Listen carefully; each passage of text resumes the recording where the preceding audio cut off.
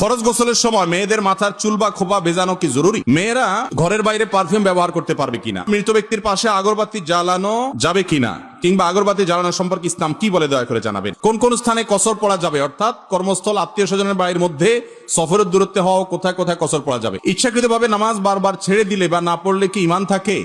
ভাইরা আমার, নামাজ ইচ্ছাকৃতভাবে ঠান্ডা মাথায় যদি কোন মুসলমান না পড়ে, সেই ব্যক্তিকে অনেক ইমাম, অনেক স্কলারগণের গবেষণা অনুযায়ী ইসলামী শরিয়ার দৃষ্টিকোণ তারা যেভাবে ব্যাখ্যা করেছেন, কোরআন হাদিসের আলোকে তাদের যে ইস্তেহাদ তারা পেশ করেছেন, তার আলোকে তার ইমান থাকবে না, সেই ইসলাম থেকে খারিজ হবে, অমুসলমান হয়ে যাবে। এর বিপরীতে ইমাম আবু হানিফা রহমতুল্লাহ আলাই সহ অনেক ইমামের মত হলো, যদি কেউ ইচ্ছাকৃত নামাজ না পড়ে কিন্তু তার মধ্যে অপরাধ বোধ থাকে যে আসলে নামাজটা পড়া উচিত, আমি না পড়ে ভুল করছি, ইনশাল্লাহ ধরে ফেলবো, ইনশাল্লাহ শুরু করবো, আল্লাহ আমাকে মাফ করো, এই মেন্টালিটি নিয়ে যদি কেউ নামাজ ত্যাগ করে, তাহলে সে আল্লাহর জমিনের সবচেয়ে বড় খারাপ কাজ করলো, সবচেয়ে বড় কবিরা গুনাহ করলো নামাজ ত্যাগ করার মাধ্যমে, শিরকের পরে সবচেয়ে বড় পাপ। কিন্তু এর ফলশ্রুতিতে লোকটা কাফের হবে না, যেহেতু তার মধ্যে নামাজ পড়া যে আবশ্যক এই বিশ্বাস তার অন্তরে আছে। সেজন্য এই এক ফতোয়া, এটার কারণে আমরা অনেকে বেঁচে গেছি।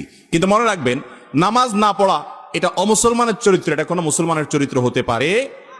মুসলমান অনেক উল্টাপাল্টা করতে পারে, হয়তো শয়তানের প্ররোচনা প্ররোচিত হয়ে করে ফেলেছে, এটা হতে পারে, কিন্তু মুসলমান ঠান্ডা মাথায় নামাজ পড়বে না, এটা হতে পারে না।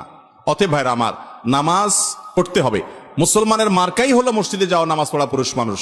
আর মসজিদে যান না, নামাজ পড়েন না, এটা মুনাফিকের মার্কা, বেঈমানের মার্কা। আল্লাহ তাআলা আমাদেরকে নিয়মিত 5 ওয়াক্ত নামাজ পড়ার তৌফিক দান করুন। মেয়েরা ঘরের বাইরে পারফিউম ব্যবহার করতে পারবে কিনা? মেয়েরা তাদের পুরুষদের মতো শরীরে যে দুর্গন্ধ আছে, এই দুর্গন্ধ দূরের জন্য স্বাভাবিক যে প্রসাধনী আছে সেগুলো বাসার মধ্যে তারা ব্যবহার করতে পারবেন।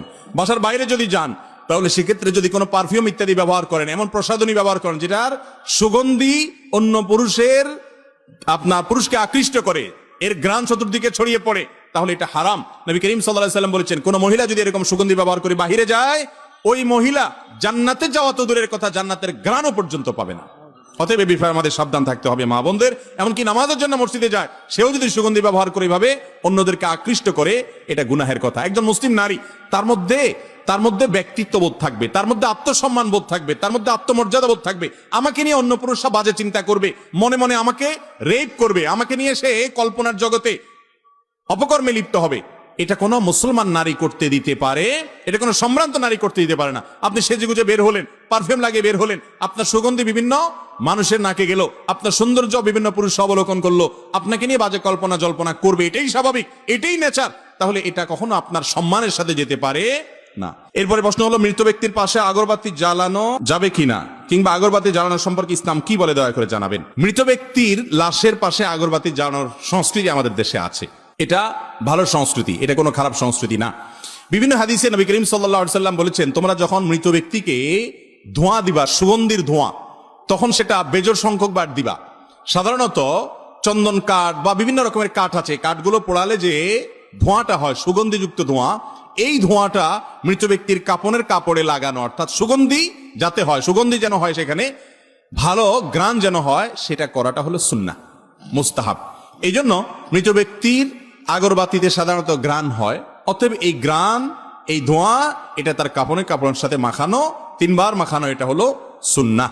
মাখানোর পর পাশে রেখে দিলেন, যে আশপাশ সাথে সুগন্ধি থাকে, সেটা মুবাহ, নিষিদ্ধ কোনো বিষয় নয়।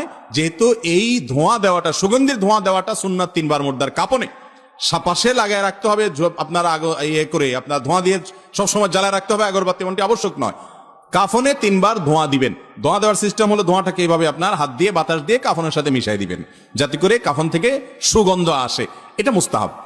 অতএব সুগন্ধ আসার পর এটা যদি আপনি আশপাশে জ্বালায় রাখেন, কোনো অসুবিধা নাই। আর এমনিতেও এই জাতীয় সুগন্ধ ব্যবহার করাটা উত্তম এবং ভালো কাজ। বিশেষ করে মসজিদে সুগন্ধিযুক্ত এই জাতীয় বিভিন্ন জিনিস ব্যবহার করা, যেগুলোতে কোনো মানুষের কষ্ট হয় না, সুগন্ধি ছড়া, সেগুলো মুস্তাহাব এবং মসজিদের আদবের অংশ বিশেষ। ওমর রাদিয়াল্লাহু তাআলা আনহু এই মসজিদের সুগন্ধি দেওয়ার ব্যাপারে অনেকগুলো নির্দেশনা তার থেকেও আসছে, হাদিসে অন্যান্য সালাফ থেকেও বর্ণিত আছে। কোন কোন স্থানে কসর পড়া যাবে, অর্থাৎ কর্মস্থল, আত্মীয় স্বজনের বাড়ির মধ্যে, সফরের দূরত্বে হওয়া, কোথায় কোথায় কসর পড়া যাবে। সফরে ফরজ নামাজগুলো যেগুলো 4 রাকাতওয়ালা, যোহর, আসর, এশা, এগুলো 2 রাকাত পড়াটাকে কসর বলা হয়। সফরে থাকলে আপনি এগুলো 2 রাকাত পড়বেন। এখন কথা হলো, কোন কোন জায়গায় এটা কার্যকর হবে, এই কসরের সুবিধাটা? উত্তর হলো, এটা সব জায়গায় কার্যকর হবে যদি আপনি সফরে যান। ফর এক্সাম্পল, আপনি নরসিংদীর মানুষ, এই শিবপুর থানার মানুষ, আপনি এখানে থাকেন, আপনি এখান থেকে বেড়াতে গেলেন চট্টগ্রাম, তাহলে সেখানে আত্মীয় স্বজনের বাড়িতে গেলেন না, শ্বশুর বাড়িতে গেলেন না, সেখানে আপনি চাকরি করতে বা চাকরির খুঁজতে গেলেন, এটা ইস্যু না। সেখানে আপনি সাময়িক সময়ের জন্য গেছেন, আপনি মুসাফির, পথেও মুসাফির, সেখানেও মুসাফির, আপনি কসর করবেন। আর যদি সেখানে আপনার একটা বাসা থাকে, ফর এক্সাম্পল আপনি চাকরি করেন, যার কারণে একটা বাসা ভাড়া আছে, একটা মেস ভাড়া আছে, আপনি সেখানে থাকেন, তাহলে ওইটা আপনার একটা স্থায়ী ঠিকানা ধরা হবে, যেহেতু আপনার সেখানে একটা বাসা আছে, বিধায় সেখানে আপনি পুরো নামাজ পড়বেন। অতএব কসরের নামাজ সব জায়গায় কার্যকর হবে যদি আপনি মুসাফির হন। মুসাফির কখন হবেন?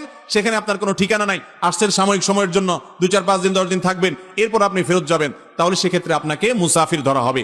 আর লং টার্মে যখন থাকবেন তখন আপনাকে সেখানকার স্থানীয় ধরা হবে, তখন আপনি পুরো নামাজ পড়বেন, কসরের সুবিধা পাবেন না। ফরজ গোসলের সময় মেয়েদের মাথার চুল বা খোপা বেজানো কি জরুরি? মা বোনদের ফরজ গোসলের সময় মাথার খোপা, বেনি এগুলো খোলা ছাড়া যদি চুলের গোড়াতে পানি পৌঁছানো যায়, তাহলে এলো খোলা কোনো জরুরি নয় ফরজ গোসলে।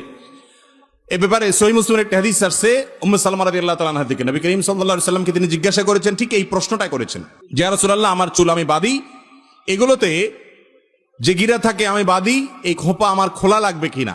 তখন নবী করিম সাল্লাল্লাহু আলাইহি সাল্লাম তাকে বলেছেন, না, এটা তোমার জন্য খোলা আবশ্যক নয়, বিশেষ করে যদি গোড়া পর্যন্ত পানি এমনিতে পৌঁছা যায়, তাহলে সেক্ষেত্রে বেনি খোলা ছাড়াও ফরজ গোসল মেয়েরা করতে পারবেন, এবং তিনি খুলেও গোসল করতে পারবেন। বিশেষ করে গোড়া যদি পৌঁছা যায় তখন আর খোলাটা জরুরি নয়।